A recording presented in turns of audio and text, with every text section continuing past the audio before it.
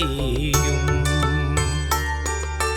ஆண்டவரே எளியோரை மறந்து விடாதேயும்.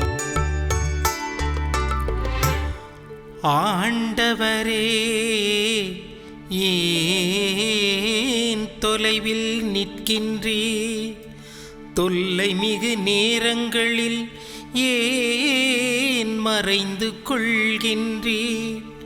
பொல்லார்த்தம் இருமாப்பினால் எளியோரை கொடுமைப்படுத்துகின்றனர். அவர்கள் வகுத்த சதி திட்டங்களில் அவர்களே அகப்பட்டு கொள்வார்களாக. பொல்லார்த்தம் தீய நாட்டங்களில் தற்பெருமை கொள்கின்றனர். பேராசையுடையோர் ஆண்டவரை பழித்து புறக்கணிக்கின்றனர்.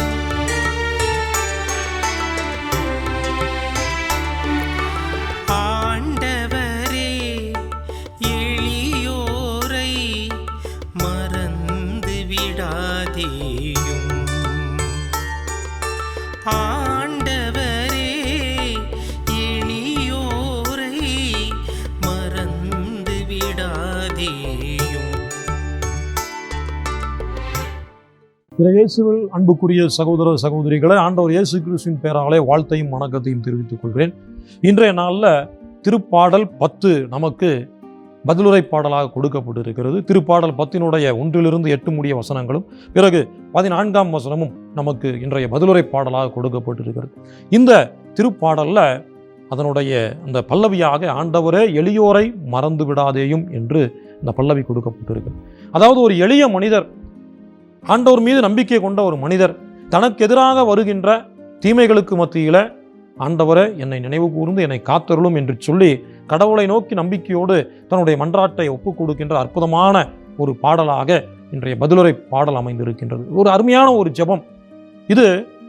கடவுள் மீது நம்பிக்கை கொண்ட மனிதர் எப்படி வாழ்கிறார், அவருக்கு எதிராக சதித்திட்டம் தீட்டுகின்ற தீயவர்களுடைய வாழ்க்கை நிலை எப்படி இருக்கிறது, இந்த சூழ்நிலைகளுக்கு மத்தியில் கடவுள் மீது நம்பிக்கை கொண்ட ஒரு மனிதரை ஆண்டவர் மறந்து விடாமல் நினைவு கூர்ந்து அவரை காத்தருள்வார் என்கின்ற ஒரு நம்பிக்கையை நமக்கு கொடுப்பதாக இருக்கின்றது. அன்புக்குரியவர்களே, இங்கு எளியவர்கள் யார்? கடவுள் மீது நம்பிக்கை உள்ளவரே எளியவர். எந்த மனிதர் எளிய உள்ளத்தோடு ஆண்டவரே எனக்கு எல்லாம் என்று சொல்லி நம்புகின்றாரோ அவரே எளிய மனிதர். அதனால்தான் ஆண்டவர் அற்புதமாக சொல்கின்றார். நற்செய்தியில, மத்தேயு நற்செய்தியில் 5ஆம் அதிகாரத்தில் நாம் வாசிக்கின்றோம், எளிய உள்ளத்தோர் பேறு பெற்றோர் என்று சொல்ல. ஏன் பேறு பெற்றவர்கள்? ஏனென்றால் அவர்கள் கடவுள் மீது நம்பிக்கை கொண்டார்கள். ஆகவே எளிய உள்ளம் கொண்ட மனிதரை ஆண்டவர் எப்பொழுதும் நினைவு கூர்ந்தார். அதற்கு எதிராக யார் இருக்கின்றவர்கள்? செருக்குற்ற மனிதர்கள், அதாவது கடவுள் நம்பிக்கை இல்லாதவர்கள், தங்களால் மட்டும் எல்லாம் முடியும், என்னுடைய வாழ்க்கை என்னுடைய கைகளில் உள்ளது, எனக்கு எல்லாம் தெரியும் என்ற ஒரு மமதையான உள்ளம், தற்பெருமையான உள்ளம், கடவுளை நம்பாத உள்ளம் கொண்டவர்களே எளிய உள்ளத்தினருக்கு எதிராக உள்ளவர். அப்போ இந்த எளிய உள்ளத்தினர் இந்த செருக்குற்ற மனிதர்களிடமிருந்து தீமையை சந்திக்கின்றார்கள், துயரத்தை அனுபவிக்கின்றார்கள். கடவுள் நம்பிக்கை இல்லாத மனிதர்களினாலே, பாவங்கள் செய்கிற மனிதர்களினாலே, தீய எண்ணங்கள் கொண்ட மனிதர்களாலே எளிய மனிதர்கள் பல நேரங்களில் துன்புறுத்தப்படுகிற பொழுது இந்த எளிய மனிதரை யார் பாதுகாப்பார்? இந்த எளிய உள்ளத்தவரை யார் காப்பாற்றுவார்? ஆண்டவரே அதை செய்வார். ஆகவே இந்த ஒரு அருமையான உண்மையை, வாழ்க்கை உண்மையை அற்புதமாக வெளிப்படுத்துகின்ற திருப்பாடலை இன்று நாம் பெற்றிருக்கிறோம். அப்போ நம்முடைய வாழ்க்கையிலும் பார்க்கிற பொழுது நாம் ஆண்டவருக்கு ஏற்ற மக்களாக நல்லது செய்து வாழ்கிற பொழுது, நல்ல உள்ளத்தோடு வாழ்கிற பொழுது, எளிய உள்ளத்தோடு கடவுளை நம்பி வாழ்கிற பொழுது நமக்கும் பல சோதனைகள், துன்பங்கள், போராட்டங்கள் வரலாம். சில நேரத்தில் மற்ற மனிதர்கள் கூட நமக்கு எதிராக திட்டங்கள் தீட்டலாம். அந்த சூழ்நிலையிலலாம் நம்ம எப்படி தொடர்ந்து ஆண்டவரோடு இணைந்து போராடுகிறோம் என்பதற்கு இந்த திருப்பாடல் ஒரு ஆதாரமாக இருக்கின்றது. இரண்டாவது நாம் பார்க்கின்ற பொழுது இந்த செருக்குற்ற மனிதர்கள் ஆண்டவர் மீது நம்பிக்கை வைப்பதில்லை. அவருடைய உள்ளமெல்லாம் தீமை நிறைந்திருக்கிறது. அதனால அவர்கள் கடவுளை நோக்கி பார்ப்பதும் கிடையாது, கடவுள் மீது நம்பிக்கை கொள்வதும் கிடையாது. தங்கள் மீது நம்பிக்கை கொண்டு செருக்குற்ற உள்ளத்தோடு பாவம் செய்கின்ற மனநிலையோடு இந்த மனிதர்கள் வாழ்கிறார். எனவே இவரிடமிருந்து நல்ல உள்ளம் படைத்தவர்கள், எளிய உள்ளம் படைத்தவர்கள் விலகி வாழ வேண்டும். ஆண்டவர் மீது தொடர்ந்து நம்பிக்கை கொள்ளும். இந்த மனிதர்களை பார்த்து இவர்கள் எளிய உள்ளத்தினர் எப்பொழுதுமே தங்களுடைய வாழ்க்கையை மாற்றிக்கொள்ளக்கூடாது.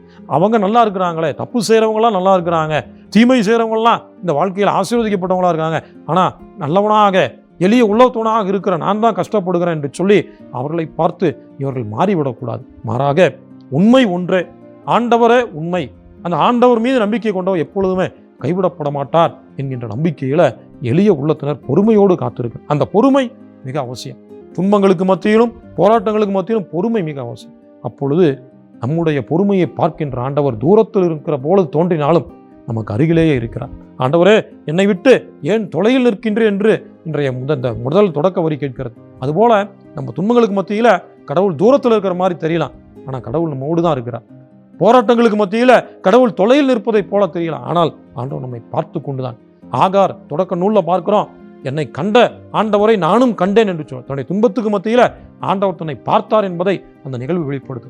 இஸ்ராயேல் மக்கள் துன்பத்துக்கு மத்தியில் ஆண்டவர் அவர்களை பார்த்து சொன்ன வார்த்தை, என் மக்கள் படும் துன்பத்தை என் கண்களால் கண்டேன் என்று சொல். அப்போ ஆண்டவர் நம்மை பார்க்கிறார், ஆண்டவர் நம்மை காண்கிறார். எனவே பொறுமையான உள்ளத்தோடு ஆண்டவரை நம்பிக்கை வைக்கிற பொழுது நமக்கு உரிய நேரத்தில் ஆண்டவர் நம்மை உயர்த்துவார், நம்மை பாதுகாப்பார். அந்த நம்பிக்கையில் தொடர்ந்து ஆண்டவர் மீது நம்பிக்கை கொண்ட மக்களாக வாழ்வோம்.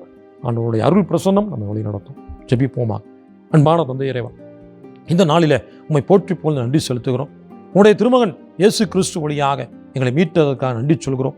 வரக்கூடிய நாட்களிலும் உன் மீது நம்பிக்கை கொண்டு உம்முடைய மக்களாக போராட்டங்களுக்கு மத்தியிலும் துன்பங்களுக்கு மத்தியிலும் உம்மை விட்டு விலகாமல் நம்பிக்கையை நிலைத்திருக்க அருள் புரிய வேண்டுமென ஆண்டவரே உம்மை மன்றாடுகின்றோம். ஆமென்.